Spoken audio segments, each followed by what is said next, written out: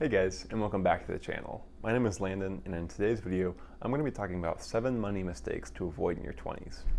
Alright, so the first money mistake to avoid in your 20s is not saving for retirement. Now, I understand if you're 24 or 25 years old and you're just starting out that first job, the first thing you're thinking about is probably not retirement. You're thinking that's a long ways off, and I've got all this money now, and I can finally buy the things I want.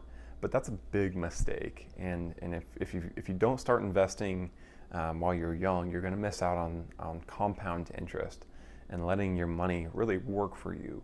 So the biggest mistake here is to not start while you're young, because you've been missing out on hundreds of thousands of dollars when you're ready to retire. Another thing with investing for retirement is a lot of companies will do what's called a 401k, where they'll match a certain percentage of your contributions. And so this is free money offered from your employee for saying, hey, I'm going to invest some of my income so that way I have a retirement account or a retirement portfolio ready for me later in life. So in addition to investing in your employer's 401k plan, I highly recommend checking out the Roth IRA. And if you don't know what a Roth IRA is, it's basically an individual retirement account. So it's not through your employer.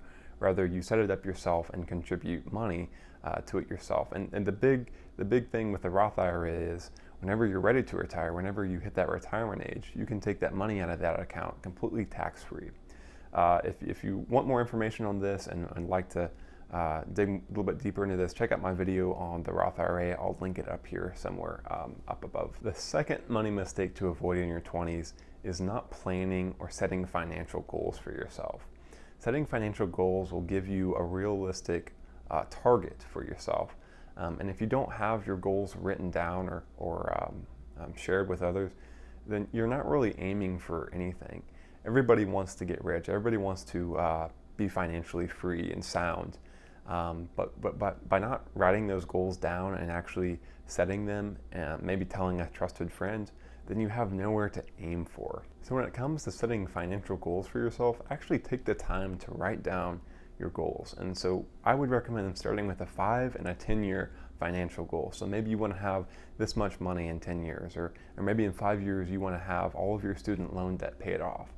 But by actually writing down that financial goal, you're actively thinking through and starting to plan for how you can actually obtain that goal. So the third money mistake to avoid in your 20s is buying a new or a luxury car. And I know everybody wants to have that new shiny car. They just got their first paycheck, they put a down payment on the car, and they want others to think of them as successful. And this is a huge problem. We get so caught up in what others think about us that we're willing to make huge financial mistakes just to impress others or make ourselves feel better about our image. But in reality, buying a new car is a really terrible idea.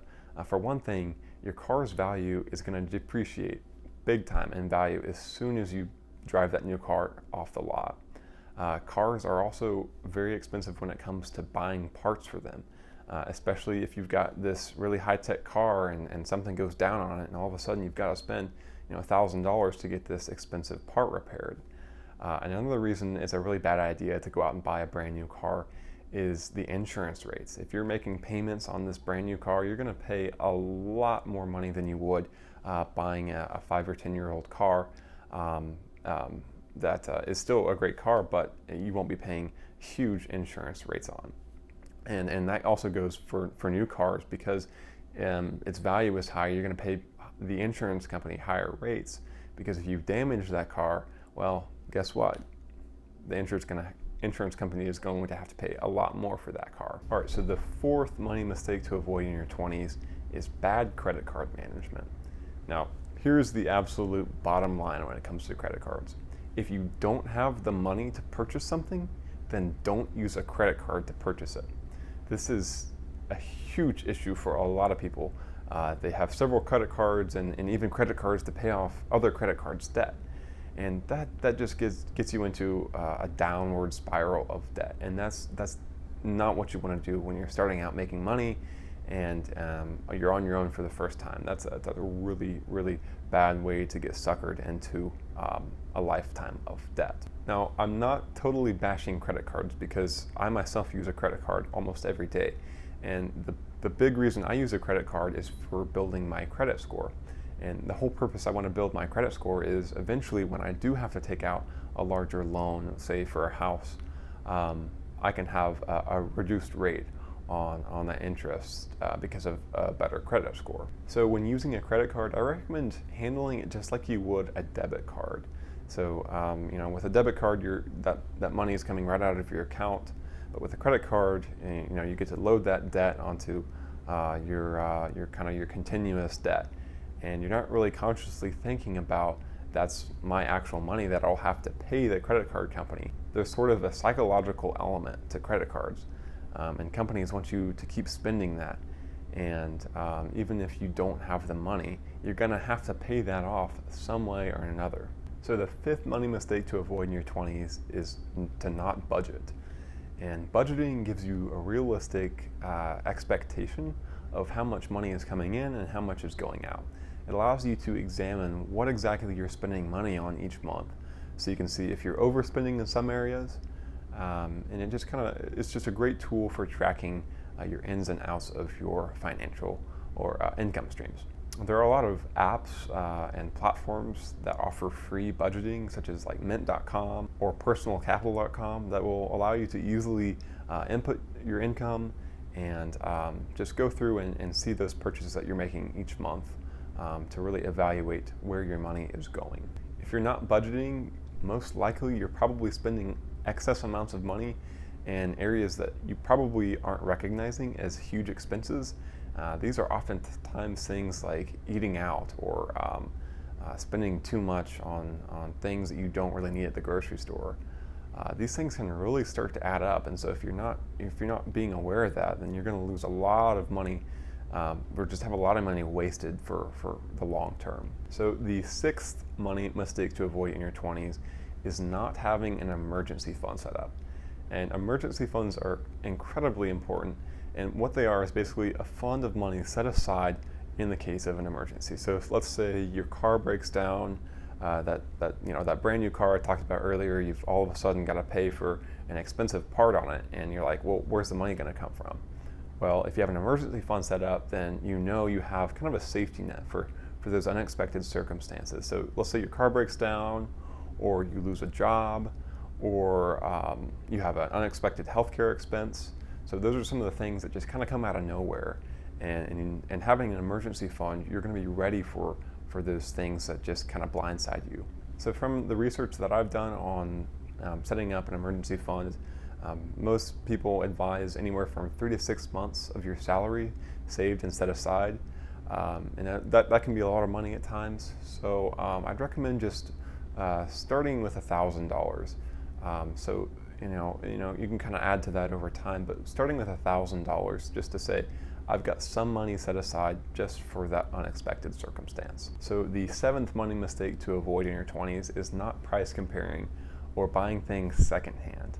And the big thing is here, you can get a lot of great stuff that people have maybe used once or twice for a lot less money. And this goes for a lot of different things like furniture. So when I was looking for a new bedroom set, new sets that come with the dresser and the bed frame and the side table cost thousands of dollars. Well, just by looking at online, like Facebook Marketplace, for example, I found a bedroom set that had all of that for $200, and the guy had used it for one semester of college. His parents had bought it for him, and he was moving, and he was just kind of trying to get rid of it. And so I got a great deal that way.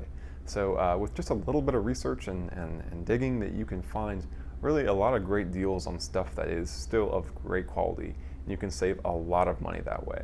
Now, everybody wants to have the best and the newest things, but if you're in your 20s, nobody's really going to expect you to have that newest sofa or whatever. You can get so carried away with this kind of stuff, and you don't have to, because the truth is you can buy and find a lot of great things for half the price of the new and best pieces of furniture and so forth.